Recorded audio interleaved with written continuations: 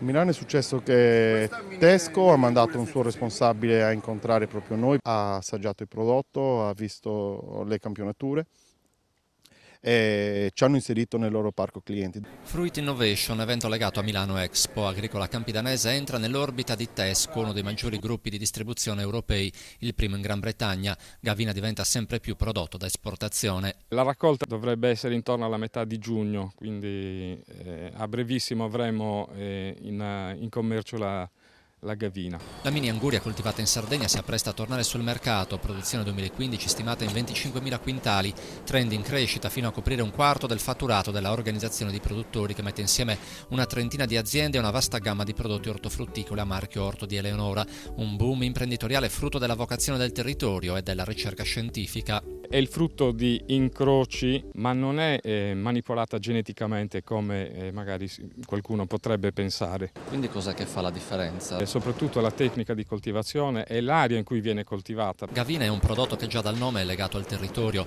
La stessa operazione di ricerca e marketing è stata avviata col melone Maiores, ma Agricola Campidanese si giova anche di un altro vantaggio, quello di essere OP. Il vantaggio di essere OP è soprattutto quello di aggregare l'offerta e poi andare a proporsi alla distribuzione ai nostri clienti con un marchio, un prodotto e una qualità.